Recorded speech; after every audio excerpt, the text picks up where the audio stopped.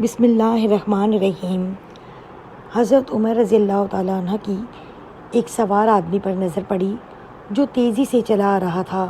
آپ رضی اللہ تعالیٰ عنہ نے دل میں کہا کہ یہ میرا خیال ہے کہ یہ ہمیں تلاش کرتا ہے۔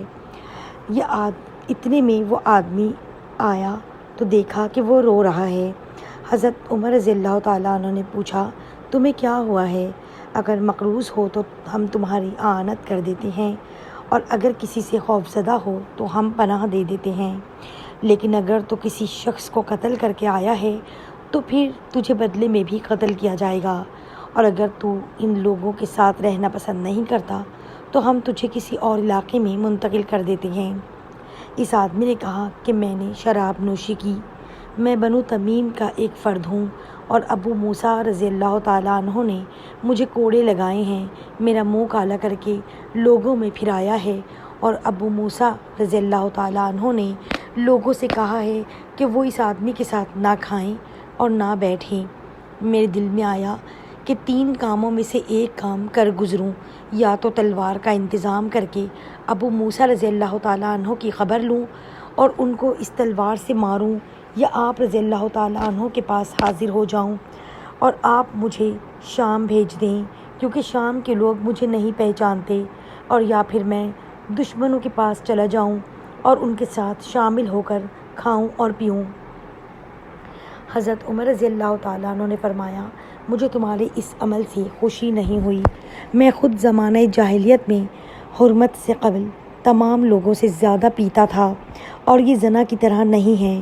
اس کے بعد آپ رضی اللہ تعالیٰ عنہ نے حضرت ابو موسیٰ رضی اللہ تعالیٰ عنہ کو لکھا، اگر تم نے یہ حرکت دوبارہ کی تو میں تمہارا منہ ضرور کالا کروں گا اور لوگوں میں چکر لگواؤں گا۔ اگر تمہیں میری بات کا حق ہونا معلوم ہو گیا ہے تو لوگوں کو حکم دو کہ وہ اس آدمی کے ساتھ اٹھیں بیٹھیں اور اس کے ساتھ کھائیں پئیں۔ اگر یہ آدمی توبہ طائب ہو جائے تو اس کی شہادت کو قبول کرو۔ پھر حضرت عمر رضی اللہ تعالیٰ عنہ نے اس آدمی کو اٹھایا اور اس کو 200 درہم دیے۔ ایک دن حضرت عمر رضی اللہ تعالیٰ عنہ نے ایک آدمی کو اپنی مجلس میں موجود نہ پایا، حالانکہ وہ ایک عرصے تک آپ رضی اللہ تعالیٰ عنہ کی مجلس میں آتا رہا۔ حضرت عمر رضی اللہ تعالیٰ عنہ کو اندیشہ ہوا کہ کہیں وہ کسی مصیبت سے دوچار نہ ہو گیا ہو، چنانچہ آپ نے حضرت عبد الرحمن بن عوف رضی اللہ تعالیٰ عنہ سے فرمایا کہ فلاں شخص کے گھر چلتے ہیں، دیکھتے ہیں کہ آخر وہ کہاں رہ گیا۔ دونوں حضرات اس آدمی کے گھر پہنچے، گھر کا دروازہ کھلا پایا اور وہ خود بیٹھا ہے اور اس کی بیوی اس کے لیے برتن میں شراب ڈال رہی ہے۔ حضرت عمر رضی اللہ تعالیٰ عنہ نے حضرت ابن عوف رضی اللہ تعالیٰ عنہ سے آہستہ آواز میں کہا کہ یہی وہ کام ہے جس نے اس کو ہم سے غافل کیا۔ ابن عوف رضی اللہ تعالیٰ عنہ نے کہا کہ آپ کو کیا پتہ کہ برتن میں کیا ہے؟ حضرت عمر رضی اللہ تعالیٰ عنہ نے ان کے وہم کو دور کرتے ہوئے فرمایا کہ کیا تمہیں اس بات کا ڈر ہے کہ کہیں یہ تجسس ہے؟ ابن عوف رضی اللہ تعالیٰ عنہ نے تاکید کے ساتھ کہا کہ یہ تجسس ہی تو ہے۔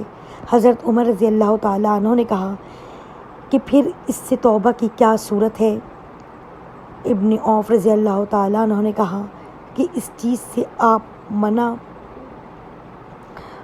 مطلع ہوئے ہوں اس سے بے خبر ہو جاؤ اور تمہارے دل میں خیر کے سوا کچھ نہ ہو۔ اس کے بعد وہ دونوں حضرات جہاں سے آئے تھے وہاں واپس چلے گئے۔